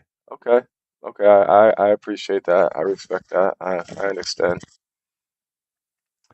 Uh, Candace Owens. I mean, I don't keep up with like modern politics enough, but geez, she's a wild one.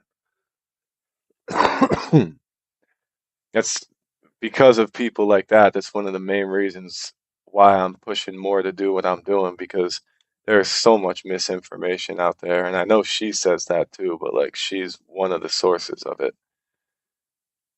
Number one anti-Semite last year. It's the curse of Candace Owens. We call her Candy.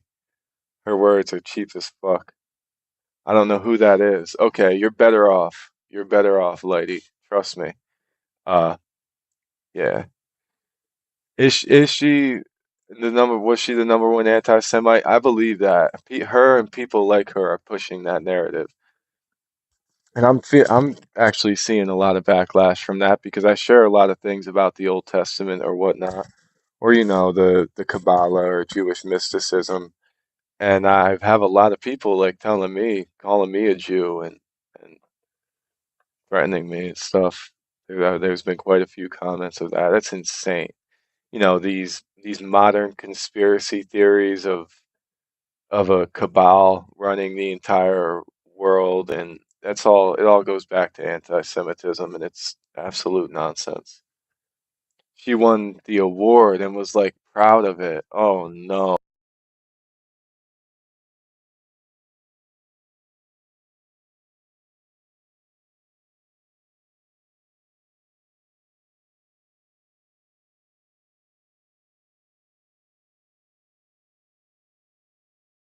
My phone keeps going to sleep.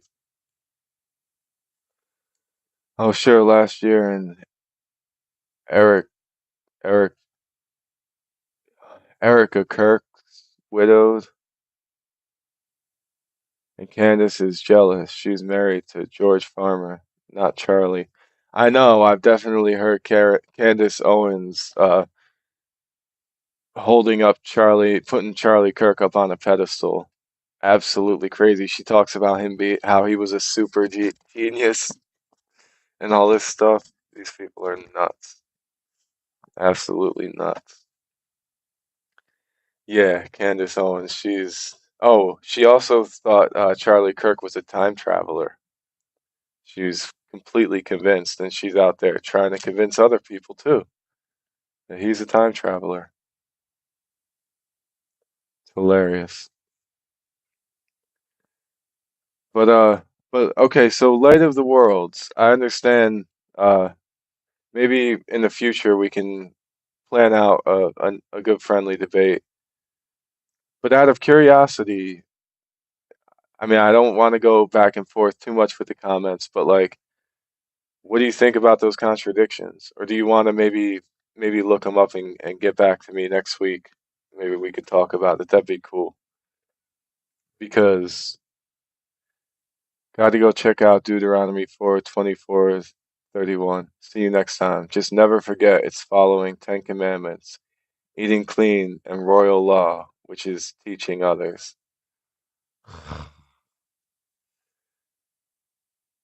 The Ten Commandments were taken from other Near Eastern law codes anyway. They weren't even original. So, and the last commandment talks about coveting your neighbor's slave. So, it would have been nice if they would have said, instead of don't covet your neighbor's slave, maybe God could have said, "Don't own slaves." I think that would have been a hell of a lot better. But who am I? I'm only a human. Who am I to judge the great creator for telling people not to covet slaves instead of saying not to own them? Just wondering. Yeah, definitely, definitely. I will talk to you, man. Thank you, Light of the Worlds. Got to go check out Deuteronomy 4. Yeah, okay.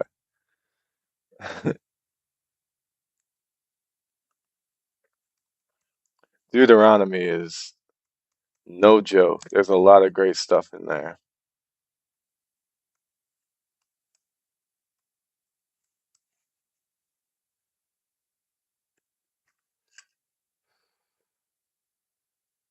I know some and need to check out more for the David thing. Just being honest. I wouldn't want to be presumptuous. Yeah, no, no, no, that's fine. That is honestly, I respect that and appreciate that so much. Nothing bothers me more than people trying to make up ad hoc rationalizations on the spot. When a lot of times, if you there's more context behind it that just makes them look even worse if they don't really know. No, that's fine. And I mean, I have to do the same thing. I like to look things up and look it over before I give a solid response to something. There's nothing wrong with that. That's perfectly honest. It's better than just trying to make up something illogical. Uh,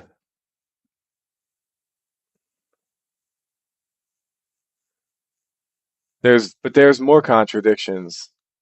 Light of the worlds, trust me, there's many more contradictions, and we can we that the topic of contradictions alone, internal contradictions where it's self-contradicting, that's its own thing.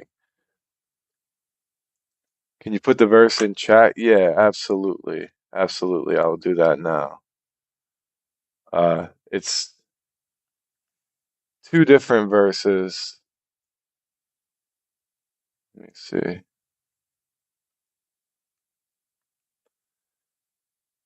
Wait, let me move this up.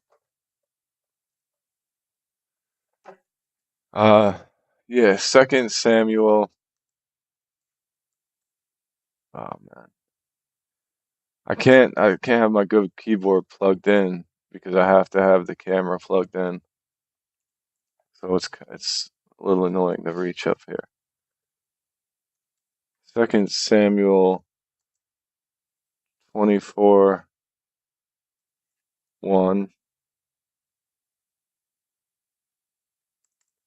and then First Chronicles 21:1,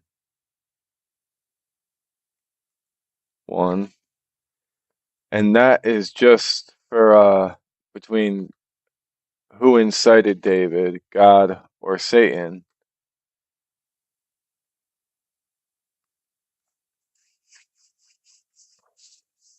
Oh, there's so many.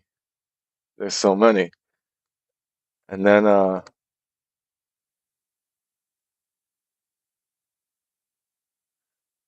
there's more than I even realized.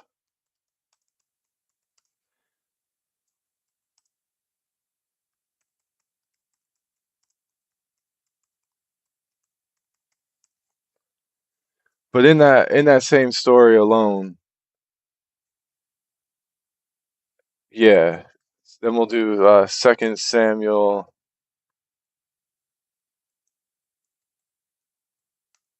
24:13. Compare that one to First Chronicles 21:12.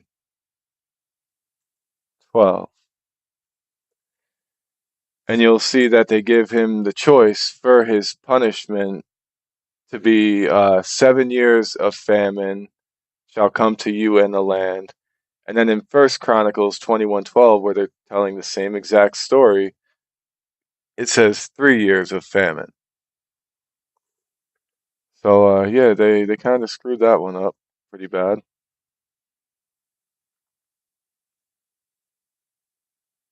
Oh, TikTok's bugging. I think they're mad at me. That's fine. Anyone, I mean, it says my live is restricted, but apparently it's still getting out there, so we still got viewers coming in. Anyone watching over on TikTok, if you'd like to join the conversation, go check it out on YouTube. Light of the World, you said, got the verses, and what was the question on these? Same or different?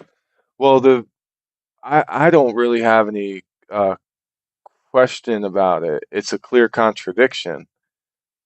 Uh, so in 2 Samuel 24:13, as a punishment for David taking the census, it says that one of his options would be 7 years of famine. And in First Chronicles 21:12, it says one of the that same punishment, which is one of the three that they offer him, and the other ones match up, but then it says 3 years of famine. 3 and 7 are not are not the same number, no matter how you look at them. So, and then when David gets incited to take the census, uh, 2 Samuel 24 says the anger of the Lord burned against David, and he incited David to take the census. And then First Chronicles 21:1 says that Satan rose up against Israel and incited David to take a census.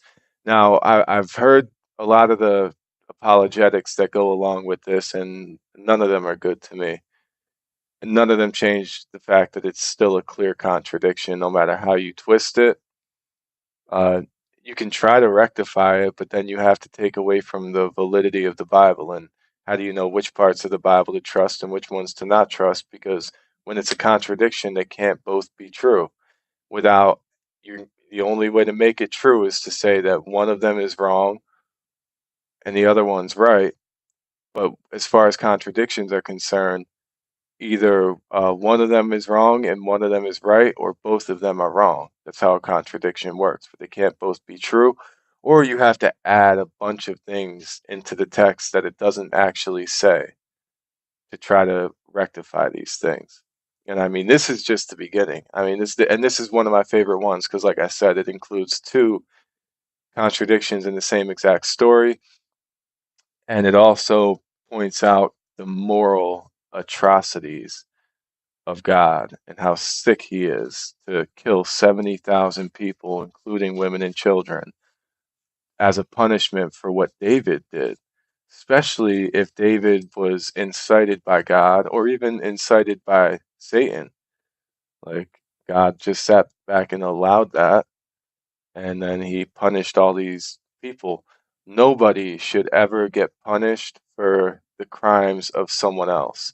And what David did wasn't even a crime. There's nothing anywhere that says kings shouldn't take a census of their people. Now, I know one of the arguments is that, like, David, it's a metaphor for David trying to uh, be higher than the Lord or something, or put himself above the Lord by taking a he's not supposed to number the people, only God can number the people. Well, the Bible doesn't say that anywhere. That's just what people make up to make themselves feel better. But even if the Bible did say that, is it still okay to punish David by slaughtering 70,000 people? Like, how does that, how could you possibly justify that? There's nothing that would ever justify that. I don't care. And then you have to say, well, every single one of those people were wicked. But that's not what the Bible says. That's something you have to add into it. You would say, oh, it's implied. No, it's implied that God is doing this to punish David. It's not a punishment for the people. He's punishing David. He gives David a choice. So if David didn't choose for God to punish the people, then those people wouldn't have gotten punished. David could have chose something else. So if the people were so wicked that they had to be punished, then they would have been punished anyway. David chose that. It was one of his options as a punishment. He chose it, and God did it to punish David. You should never punish other people for the crimes that someone else commits. That would be like a giant chunk of Americans being executed for something that Donald Trump does. Like, absolutely insane. Okay, yeah, let me know what you come up with because I've looked it up on the apologetic websites before, and I've heard a lot of different people try to defend it, and yeah, no. But you do seem like an honest person, light of the world, so and it is refreshing when I talk to the more honest Christians. And I mean, just the fact that you said you got to go look into it, that already shows some honesty there. I appreciate that. So sorry about that rant. Um, I don't know if anyone is commenting over on Facebook. If they are, I'm not seeing it. Oh, who's this?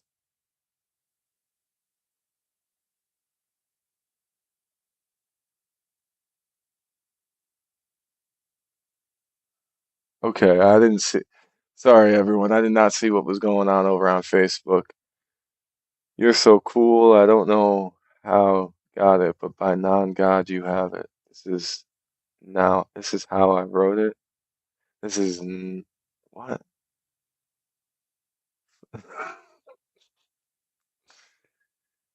You're on another level. I gotta get to know you. It's some fierce shit. Yo, Skip McCarter, yeah, reach out. Reach out. I appreciate that. Cliff, you said I rather debate, debunk scientific consensus, clarify truths, reveal universal facts, reasonably, logically prove instead of religionized myths, exaggerated, fictionalized history, propagandized lit tales. Sure, sure, uh, sure. The issue is my biggest issue is that with a lot of this Christian nationalism that's getting so popular, a lot of the nonsense science denial comes from that. The majority of flat earthers that I've seen or talked to wanted to believe in a flat earth because they thought that's what the Bible said, which that is what the Bible says. The Bible clearly supports a flat earth. There's nothing in the Bible that supports a globe earth. And a lot of flat earthers are trying to prove their Bible by proving that the earth is flat. And the moon landing denial, even just the heliocentric model, they deny all these things. They deny medical care because they think that their God will save them. And a lot of issues come along with this Christian nationalism. Just on top of the fact that there's a certain level of gullibility that comes with it, and it's almost like, well, I quoted Voltaire many times where he said, if you can get people to believe absurdities, you can get them to commit atrocities.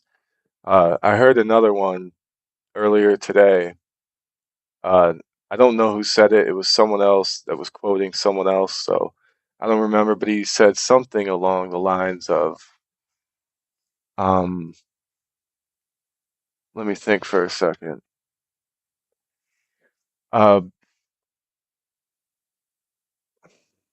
without without religion, bad people will do bad things, and good people will do good things. But with religion, it causes good people to do bad things, and that's so true. And I've seen that. I've experienced that just talking to people about these things. People that I know, as far as I could tell, they're good people. But when you press them on some of these things in the Bible, it gets them to admit that they would commit some atrocities if their God told them to do it. Hail Trump. Nah, we don't hail Trump. I didn't mean to hide that comment though, my bad. I was just trying to read. NHH, justice is his. Hail Trump. Yeah, no, I don't hail anyone, especially not Trump. I hope you're joking. Daisy, this is where I need the moderators because no, and that's the other thing. I definitely don't want to debate politics. It's not that interesting to me, and it's embarrassing the state of affairs that we're in these days. Not that I won't. I mean, I'll debate anyone on anything, but yeah, I just don't find it compelling or interesting to talk about Donald Trump. Another reason why I enjoy debating the Bible, not only because it helps to correct a lot of misaligned thinking out there, but you know, it includes questions about the origin of the universe, consciousness, morality, a lot of the deepest questions of life. Where did we come from? Where are we going? Just it includes the topics of ancient history, you know, all those things, ancient Greek history, ancient Egyptian history. Not that the Bible is historically accurate, but when talking about the Bible, those topics are interwoven with it. That's why I enjoy it.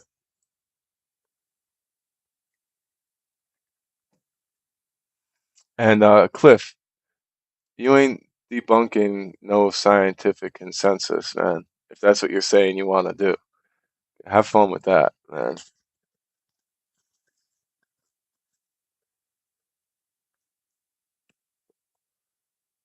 All right, so yeah, Light of the World, if you're still listening or if you're gone, I'll definitely reach out to you. Maybe we could figure something out in the future. I'm sorry, everyone on Facebook, that I wasn't keeping up with the comments.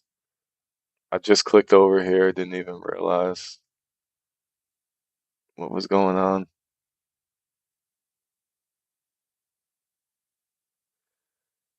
But yeah, we've been live over 2 hours now. I might call it a night. This has been cool. Daisy Aruba, I appreciate you. We almost got someone up here. Maybe we'll get him next week. But it looks like the Trump supporters are coming out of the woodworks.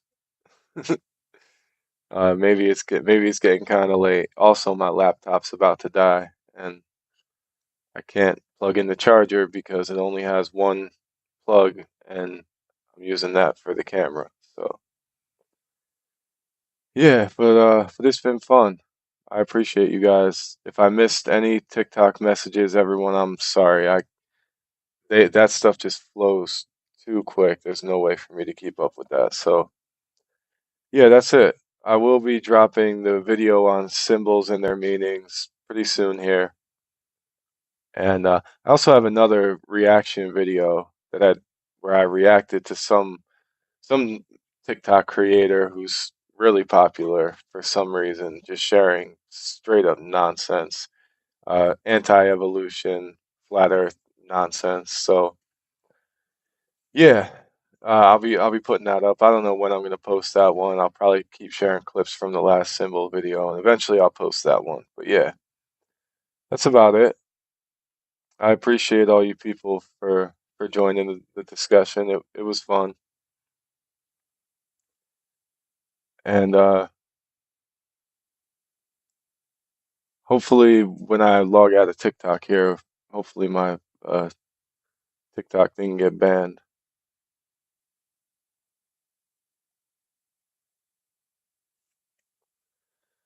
All right, that's it. Yeah. Peace and love, people.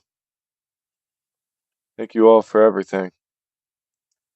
I'm gonna close out the Facebook artist stream first. Maybe. I don't even know how to do that.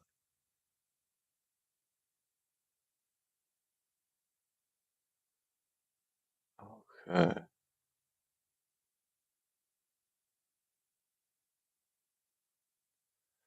I should block the word Trump. We don't need that. We do not need that at all. Oh, here we go. I found it. All right, I'm gonna end this live over here,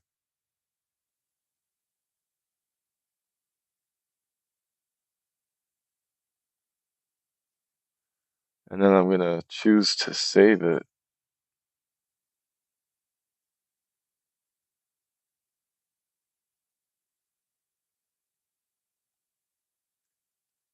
if it lets me.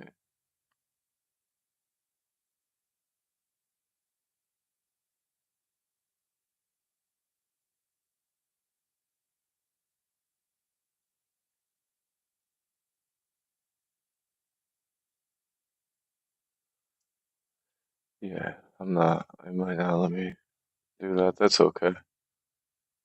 We got it over on YouTube. So, yeah, I'm gonna close out this one.